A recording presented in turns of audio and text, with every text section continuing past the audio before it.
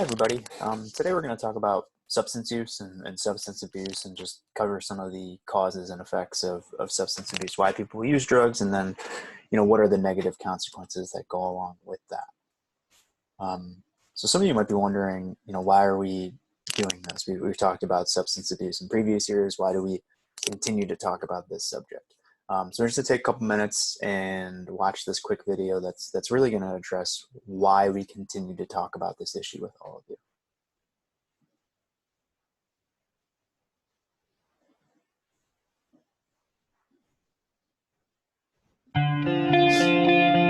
If you are thinking of seeking treatment for yourself or a loved one, you are not alone. The number of people suffering from addiction in America is astounding. Let's take a look at some numbers, starting with adolescents.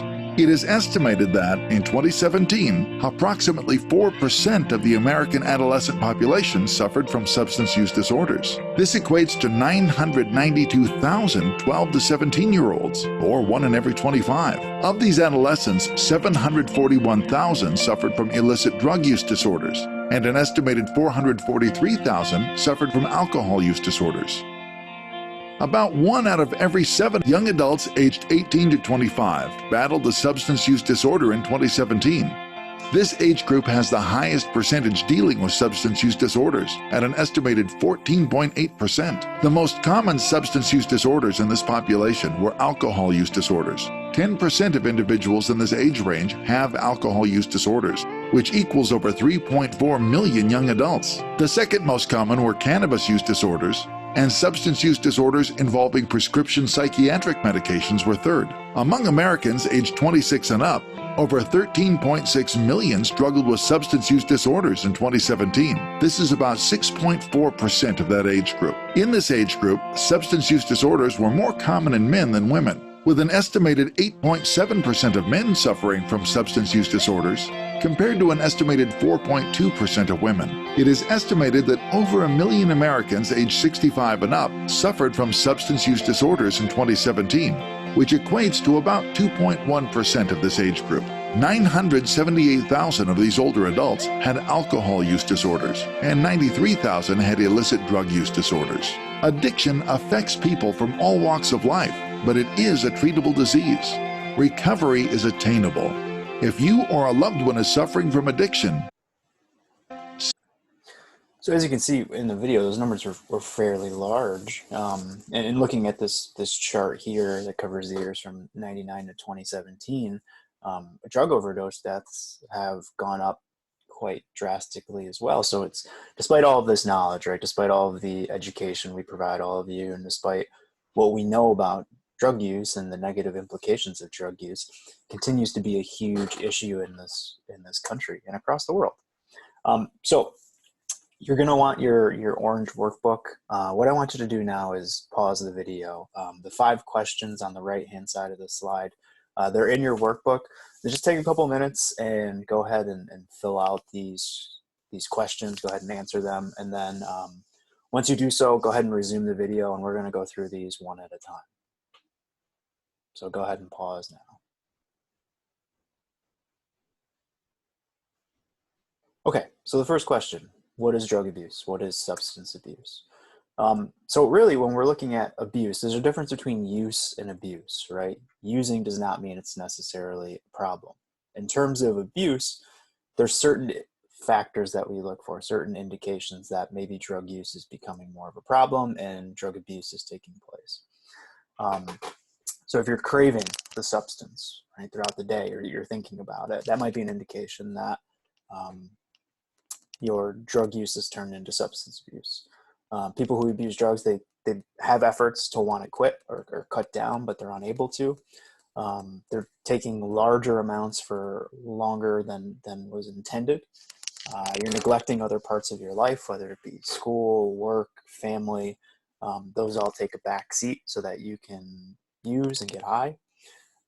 Continuing to use despite it causing problems in relationship, and continuing to use even though it puts you in danger. So you're sort of ignoring some of the dangers in your life. You're ignoring some of the responsibilities in your life. You have this continual craving or urge to keep using, and you're using more and more than you initially intended. These are all signs that substance abuse may be occurring. Why do people use? There's a variety of reasons, and I don't think the reasons I have listed here are all of them, but these are just some of the main ones. So some people don't have the knowledge; they don't understand the impact of the decision they're making when they're using a drug. Some people just have favorable attitudes and beliefs towards drugs, right? That could be through their friends, through their family, but they don't perceive it as a risk or a danger. Some people use because it's a social thing. They want to fit in with other groups. This is where peer pressure sort of comes in, and we'll talk about this in another video. Some people are just naturally curious. You have this thing that people have been telling you not to do your whole life, and then it's in front of you, and maybe you have some curiosity and you want to experience it for yourself. Other people think that using drugs is going to make them seem more grown up, or it's going to change their public image and make them appear cool. Some people use it for anxiety or for coping. They have a lot of distress in their life and they don't know what to do with it, so they think drugs will help. And it's not. It's actually, long term, it'll actually make whatever emotional distress you're going through, it'll make it worse. Some people, again, going with favorable attitudes and beliefs, they think it'll be fun. Other people can't say no, right? That's the peer pressure part of things. But again, this is just probably some of the most common reasons that people use drugs, but this doesn't encompass everything. Okay, so question 3, how does drug abuse start? Well, typically it starts with whatever you can get your hands on, right? So typically that's going to be alcohol or maybe some pills or medication in the medicine cabinet. Next, usually you're probably going to be exposed to marijuana. And then, after that, if you continue to use these substances, you're going to be introduced to harder drugs, or what we would label as harder drugs, things like cocaine. And in terms of use, when people first start using, it is a social thing. You don't find too many people when they first start using alone. They're using it at a party, they're using it with a group of friends. But eventually, because you crave it more and more, it doesn't matter the social situation. So you'll find that when people start abusing drugs, it doesn't matter if they're alone or with people, they're going to use regardless. And when you're using alone, that's another indication that potentially your drug use is a problem. In terms of how use progresses, right? Nobody starts off using a drug hoping to become addicted. Okay, there's a natural chain of events that happens that eventually a person finds themselves in that situation. So the first thing is experimental use. That's trying one or more drugs one time or a couple of times just to see what it's like. And some people stop there. Other people, they progress to more occasional use. So they use once in a while, maybe at parties or social gatherings, maybe once every couple of weeks or once a month. I think a lot of adults fall into this occasional use category where maybe they'll have a couple of drinks one night and then maybe go months before they have another alcoholic beverage. But for other people, it continues to progress and it becomes a more regular thing in their lives. They're using on a more regular basis. It's not daily quite yet, but it's more than once a week, and it's a part of their life at that point. And then eventually the place that nobody wants to get to is number 4, abuse. And that's using the substance in an uncontrolled and excessive way. You're using often, you're using high amounts at one time, and you really don't have the ability at that point to stop. And obviously all of this use presents dangers to you. There's risk factors with all of this stuff: smoking, drinking, using marijuana or other drugs. And some of the risks, at least the health consequences, are going to change based off of whatever substance you're using. But there are some general risks that people who abuse drugs always run into. Some of the immediate risks is you're going to be in a greater source for danger. You're going to increase your potential for accident or violence. The more you're around substances, drugs, alcohol, that's just going to potentially lead to more dangerous situations, whether it's in purchasing the drugs or getting in a vehicle with somebody who's been under the influence. Anytime substances are around, one of the immediate impacts is there's just a greater risk for harm to you. The long-term health consequences. Now, the negative health consequences, all drugs have that if there's excessive use. But again, it's going to differ based off of what you're using. But they're all going to have some sort of physical health consequences. all of them are going to lead to social and legal problems as well, right? You're going to lose friends, you're going to damage relationships with family members. And anyone who's abusing drugs for a period of time, a majority of people end up getting wrapped up in the legal system. They get arrested for something, either something they did under the influence or in the purchasing of the drugs they got caught. So everybody goes through these legal problems if you end up abusing substances. And again, there's going to be an impact to you socially, occupationally. If you're working, your use is going to drastically impact your ability to stay motivated and to perform your daily tasks. And emotionally, it's going to have a crippling emotional impact. Most people think that drugs helps them cope with something, but as I said earlier, it actually makes that emotional distress worse over time. And it's going to have an impact on your brain here. You can see in this middle image. So this is a healthy brain right here in this top left corner. This is top down view. And this is a healthy underside view. 4 years of marijuana use here on the right hand side, 3 years of meth use. You can see all of these images here are brains of people who have abused drugs, and you can see their brain is not as healthy as the top images, people who weren't using substances. Here again is a picture that's going to show you the impact drug abuse has on your brain. So on the left, under no drug use, you'll see a lot of yellow and red in this brain. That's brain activity. That's just an image of brain activity and how your brain normally functions. In the middle, you're going to see someone who suffered from cocaine addiction, and they've been clean for 10 days. So you can see in the middle, the amount of brain activity is minimal, especially when you compare it to the original brain with no drug use.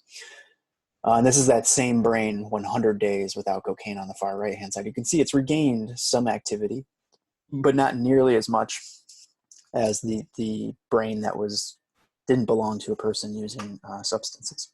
So it'll definitely impact your brain's ability to function. Now you can see some of the activity is coming back as the person remains sober, but their brain activity will never return back to the person who was sober. All right, so some characteristics, some things to look for of people suffering from addiction. So you're going to see a lot of abrupt mood changes, some instability, kind of fluctuating between emotions. You might see some emotional outbursts that don't really make sense given the situation. These people, people who suffer from addiction because of the amount of substances they've used and because of how much it's changed their brain chemistry, they're not going to find things naturally enjoyable. They might deny some of their use. They might rationalize their use. Again, stronger symptoms of mental illness. So you're going to see that emotional instability. They might make impulsive decisions without thinking. They might express some feelings of guilt or shame based off of what they've done as they've abused substances. And in some cases, and this is proven to be true with marijuana, especially with adolescent use, is it can create some psychotic symptoms, some hallucinations or delusions, especially if that already exists in your family. So using marijuana at an adolescent age increases the likelihood of experiencing psychosis. Okay, so if you turn to page 11, you're going to want to complete the "What is your risk?" survey sheet. And that's just kind of assessing the different risk factors that might be in your life that can potentially lead to substance abuse now or in the future. Now, if you fill this out and you have a high score, I don't want you to worry, because that doesn't mean you're going to end up in that position. It just means there are some risk factors that exist in your life. But after you go ahead and pause this video and take the time to fill out this worksheet, this survey, we'll talk about some of the ways you can lower your risk if that score was higher than you'd like it to be. So go ahead and pause right now and fill out page 11.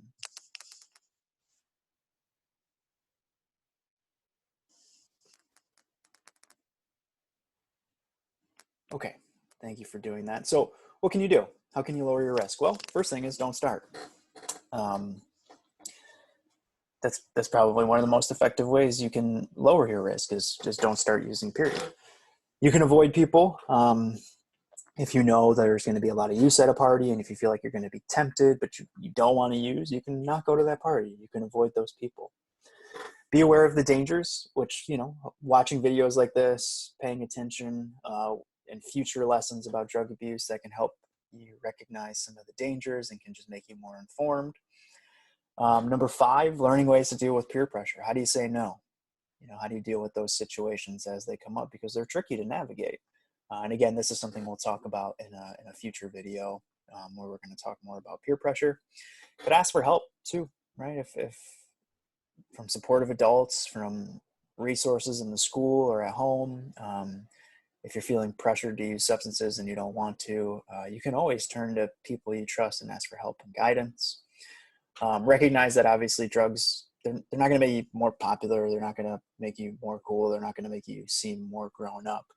That's a perception that I think a lot of people have, but it's not actually true. It doesn't really play out that way. Get involved, you know, join a sports team, join a club. Obviously this year's a little bit tricky with some of that stuff, but I know some clubs and some sports and different musical options still exist. So involve yourself in your community and your school as much as you possibly can. Practice, you know, some of the skills that we learned last year in Miss Mateo's class and Mr. Moe's class in 6th grade, and some of the skills we're talking about here. Practice that stuff. Practice decision-making, problem-solving, coping with feelings. And again, this might be a time where it's helpful to turn to the supportive people in your life to talk about these things. And just build healthy relationships with people who are aligned with where you want to be. Right? If you don't want to use drugs, it's probably not a great idea to go and hang out with the people who are using drugs. Surround yourself with like-minded people. Okay. Before you finish today, what I want you to do, just on a scrap sheet of paper somewhere in that orange workbook, is just write down the top 3 things you don't want to lose in your life. What are the 3 things that are in your life right now that you don't want to lose? Because once you start turning towards substance abuse, you increase the likelihood that you're going to lose those things. Right? So think about what's important in your life, what's valuable in your life, because those are the things that are going to keep you motivated to keep you away from drugs and substance abuse. Okay, thanks everybody.